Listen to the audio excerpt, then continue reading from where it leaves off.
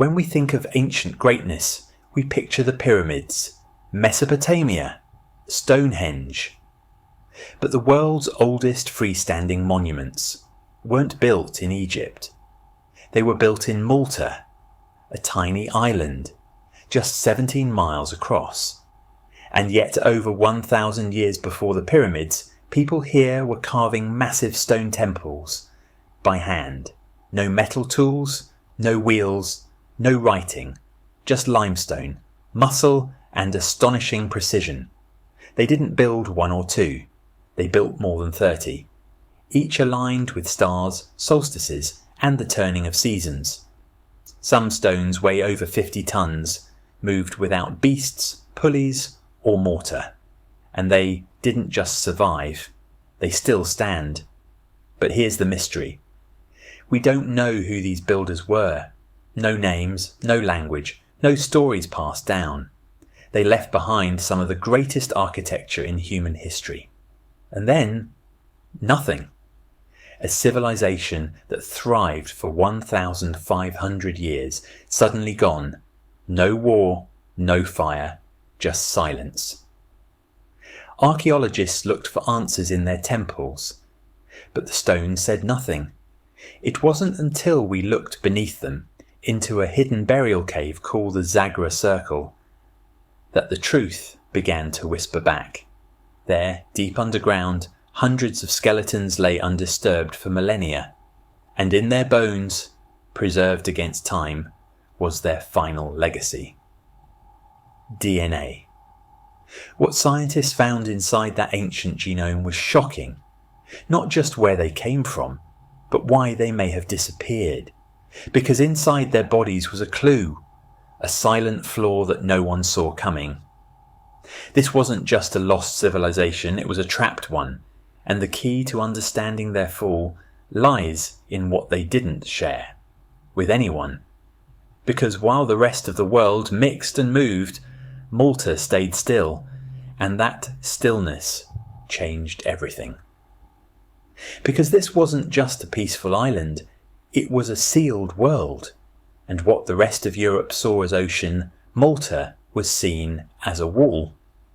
Today we think of the Mediterranean as a place of movement, trade and connection. But for the people of Neolithic Malta, between 3,600 and 2,500 BC, the sea wasn't a bridge, it was a boundary. While cultures on the mainland evolved, merged, collapsed and reformed, Malta stayed still. No waves of Yamnaya steppe herders, no hunter-gatherer resurgence like on the continent. Nothing. Scientists expected to find mixing in the genome, the usual signs of migration, war or trade. But when ancient DNA from the Zagra Circle was sequenced in 2022, what emerged was silent.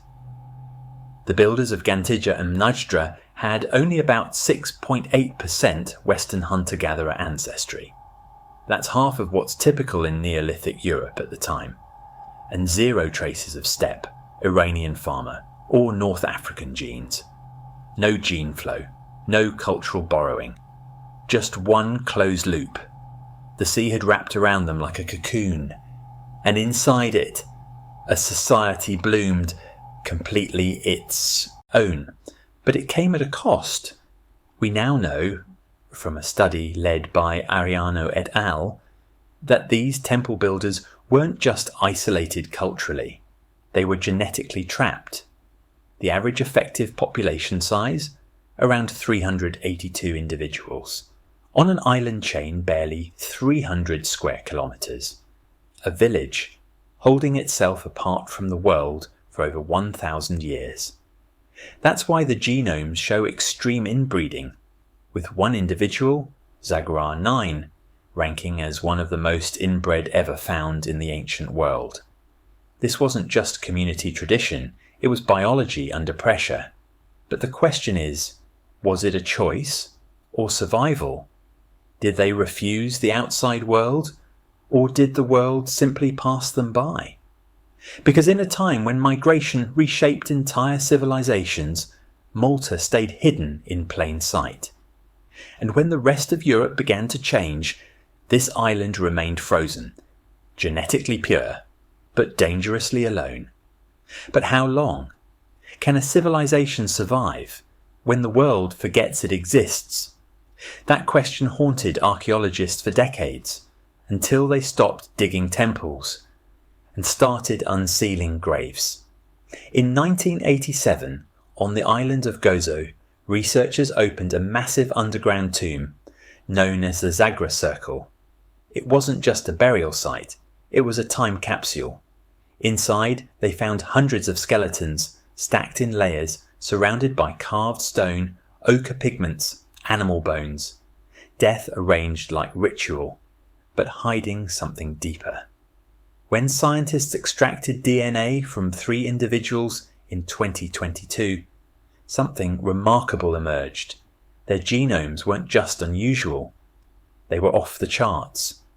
One child, Zagra 9, had the second highest inbreeding ever found in Neolithic Europe, over 19% long runs of homozygosity. This wasn't cousin marriage, this was a genetic loop. The kind you only see in communities so small, every generation folds in on itself.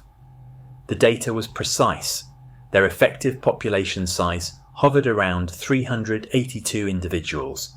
For over 30 generations, that's not a city, that's a village, a civilization that shrank inward while the world moved on. And this wasn't the result of famine, war, or collapse. This was design. A people who stayed, even when leaving might have saved them. No foreign DNA, no outside marriages, no escape. Every child born was slightly more like the last. A slow drift toward fragility. Not in stone, but in blood. And you can see it in the burial. Bones arranged in circles, skulls grouped by age, joints worn down by ritual repetition. The signs of a people locked in routine, physically, culturally, genetically. They weren't just isolated, they were disappearing from within. But why keep building temples when your world is shrinking? The answer lies in what those temples were really for. Because what if they weren't made for gods? What if they were built for memory? Because everything about these temples feels intentional. Every curve, every stone, every silence. Locals once believed they were built by giants, and it's easy to see why. Some walls still rise over 20 feet high. Stones weighing 20, 30, even 50 tons, somehow lifted, placed, locked together without mortar. But these weren't the works of mythical beings. They were built by real people. Stone Age farmers, fishermen, parents, who left behind no swords, no kings, no empires, only monuments. Inside the temples, there are no signs of battle, no fortresses, no scars of war, just smooth altars, spiral carvings, and the bones of animals from feasts long ended. This was a society built on rituals, not rulers, on gatherings, not conquest. But around 2500 BC, it all stops. No more construction, no more burials. Temples that had been used for generations, suddenly abandoned, not destroyed, not burned, just left behind. And the silence that follows is louder than any war. Archaeologists have chased theories for decades. Was it the 4.2 kilo-year drought? The same climate collapse that brought down Egypt's old kingdom? Or had centuries of deforestation and over-farming made the soil too weak to feed their own? Or maybe something deeper broke. A collapse not of the land, but of belief, of meaning. Even their great burial chambers, like the Zagra Circle, were sealed off and never opened again, as if they were not just burying the dead, but closing the book on who they were. And then it gets worse. In their final centuries, the DNA changes, children dying young, signs of hunger, of strain, a community already thinning out, just before the real disruption began. Because just as they were fading, new footsteps reached their shores, and then the outsiders arrived. No armies, no fire, no conquest, just people carrying something far more powerful than weapons, new DNA. By 2350 BC, long after Malta's temples had gone silent, unfamiliar genetic signatures appear in the burial record. One from the Eurasian steppe, the same population wave that had already reshaped half of Europe. The other, unexpectedly, carries ancestry from sub-Saharan Africa. How they got there is still debated. But one thing is clear. These people weren't part of Malta's ancient bloodline. Their appearance is subtle in the archaeological record.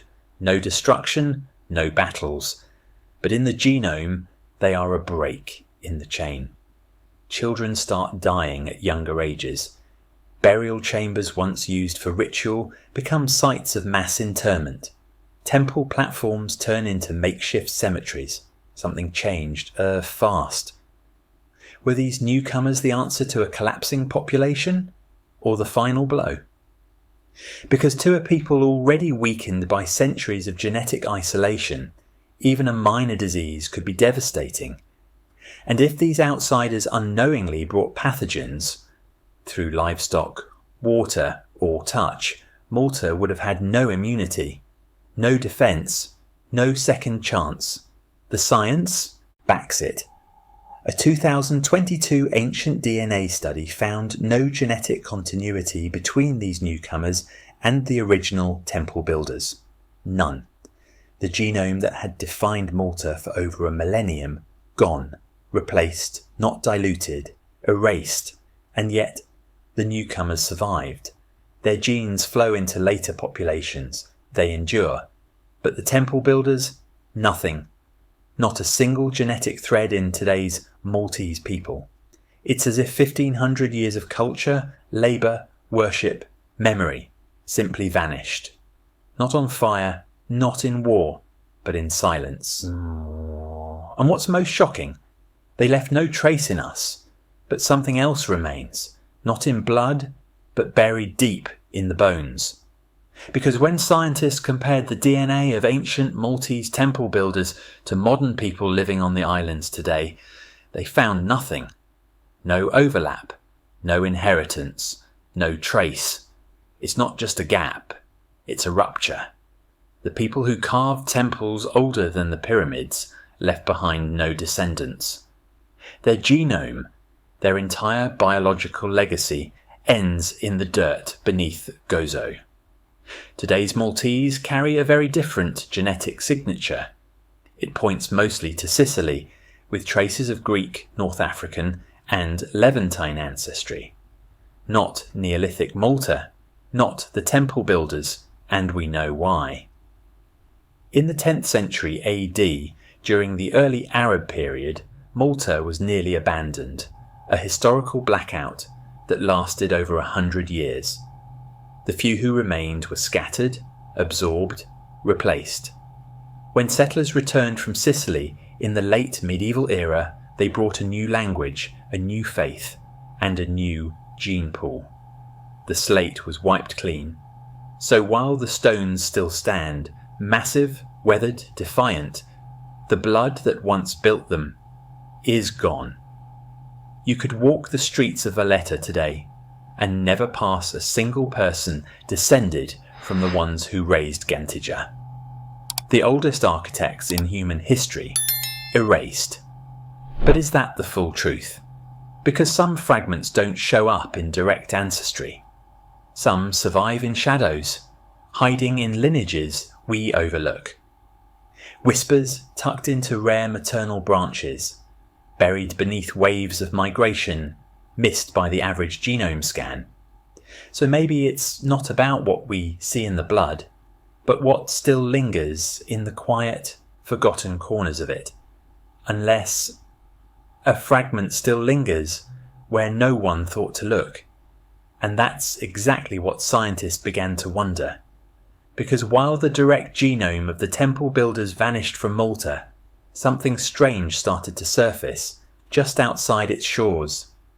In 2022, researchers found faint traces of a rare mitochondrial haplogroup, one tied to ancient Maltese burials, showing up in southern Italy, in pockets of Sicily, even in coastal North Africa. Not dominant, not obvious, but flickers, like embers that never fully went out. It wasn't enough to call them descendants, but it was enough to ask, did something survive?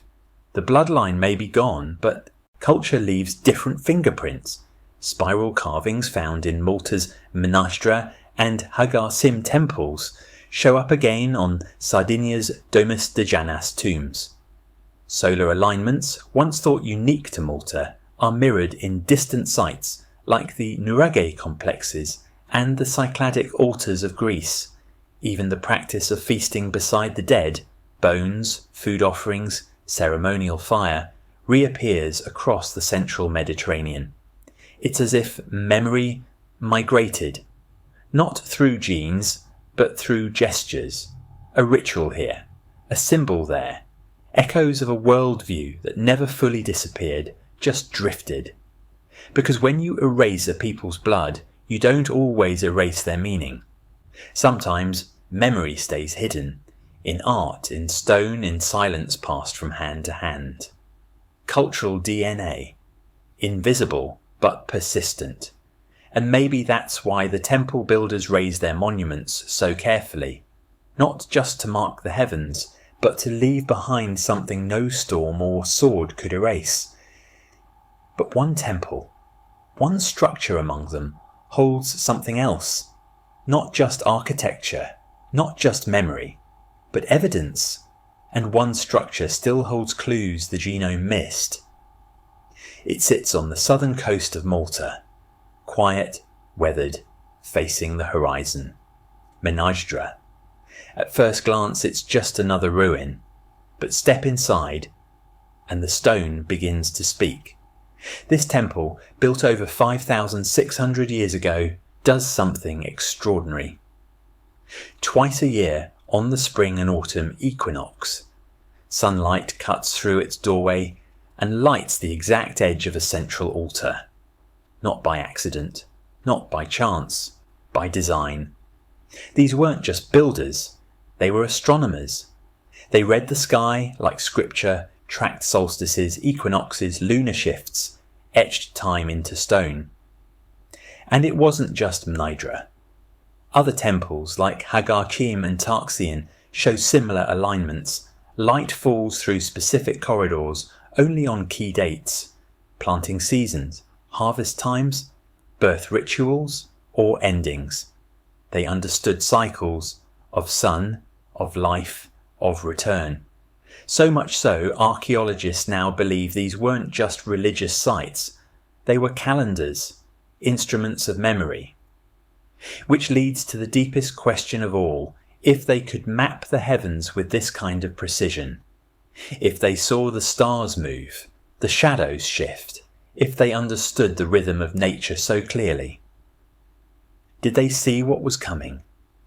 Did they sense that their time, their bloodline, their language, their place in the story was nearing its final phase? Maybe they built their temples to mark more than seasons. Maybe they built them to mark their end, because the skies they carved into stone didn't lie. They warned, and the people listened. But if they could read the sky, why couldn't they escape their fate? That question haunts more than just archaeologists, because when science falls silent, myth rushes in, and Malta, ancient, isolated, full of ruins and riddles, has become a magnet for fantasy. Some call it Atlantis. Videos rack up millions of views claiming Malta is the lost continent Plato described. They draw imaginary lines from Menastra to sunken rock formations, say the spirals carved into temple walls mirror Atlantean symbology, claim that giants weren't just folklore, they were literal. It sells, it spreads, and it buries something far more important. Because the real story, uncovered by archaeologists and geneticists, is older, stranger, and absolutely true. The temple builders didn't vanish in some single cosmic disaster. They disappeared slowly, by choice, by isolation, by biology, by silence. They weren't destroyed by floods. They eroded from within. And the evidence is in the genome. No need for sunken cities or ancient aliens. Just bones, stone, and the quiet collapse of a once flourishing world. In 2022, the same research teams that studied the Zagros Circle confirmed it. The story of Malta's Neolithic civilization is not mythical, it's molecular, built into chromosomes, visible in carbon dating, burial stratigraphy, isotopic residue.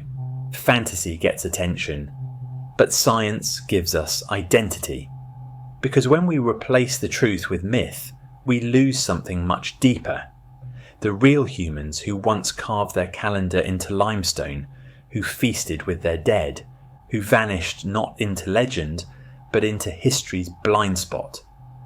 And what we're finding, with every dig, every sequence, every shard, is that the real story is far more emotional than any myth, because it's real. But this isn't where the search ends. Because the next clue, it's not in fantasy. It's in another island tomb. Because what they left behind wasn't a myth, it was stone.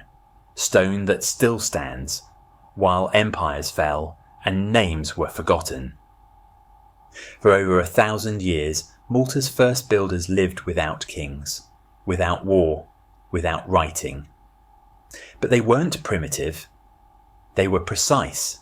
They understood the land and bent it to their will. They terraced steep cliffs for farming, carried baskets of earth by hand, and cultivated grain on shallow, fragile soil. And they built stones heavier than modern trucks, shaped and lifted with no wheels, no metal tools, no animals, raised by muscle, rope, and mind. Gantia, Menidra, Hagakim, each one aligned with stars, solstices, equinoxes. These weren't shelters, they were observatories, calendars carved into bedrock, no fortresses, no weapons, no graves of warriors. What they built was sacred, not strategic. They lived by ritual, not rule, and still for over a millennium they thrived. Until the land failed. Centuries of farming stripped the soil. The trees were gone. The rains changed. The great 4.2 kilo-year climate collapse, around 2200 BC, pushed fragile communities across the Mediterranean into crisis. Malta's temple builders didn't survive it. There was no invasion, no fire, just silence. But their monuments never fell. Not to war, not to time. They stand today, weather-beaten but upright, still facing the sun. Because sometimes a civilization doesn't survive in blood. It survives in design, in stone, in the idea that meaning outlives memory. They didn't build to be remembered. They built to endure. But what if Malta wasn't the only island where this happened? What if somewhere else, another forgotten people left behind a map, not in their genes, but in their graves? Because Malta isn't unique. This pattern, isolated builders, vanished DNA, abandoned monuments, echoes across the ancient sea routes of Europe. In Orkney, the Neolithic village of Skara Brae stood for centuries, then was sealed in sand and forgotten, its people lost to time. In Sardinia, the Nuragic civilization left behind towers, tombs and art, but their bloodline gone from the island's modern gene pool. And in the Cyclades, the early Aegean sculptors who shaped marble idols with alien precision, their DNA vanished, absorbed or erased before history took form. No one invaded. No war erased them. They just disappeared, genetically and culturally, leaving only stone behind. Islands do this. They trap ideas and isolate genes. They preserve architecture for 5,000 years. but erase entire peoples from the record, quietly, cell by cell. And when the DNA goes silent, what do we lose? Rituals never written down, languages never decoded, spiritual worlds will never translate. Because every time a genome breaks, an entire worldview ends. We think survival means continuity. But some civilizations don't echo forward. They end in a breath and never return. Still, not all is lost. In bones, in burial layers, in soil soaked with ancient breath, we find traces, tiny signals in mitochondrial strands, mismatched isotopes, disruptions in the pattern, and the next disruption, it lies in the Aegean. A newly opened burial on a windswept Greek island, one with no known cultural link to its surroundings, is showing DNA that doesn't fit the regional past. A genetic outlier, a lost voice, and its code might rewrite everything we thought we knew about who vanished and who survived.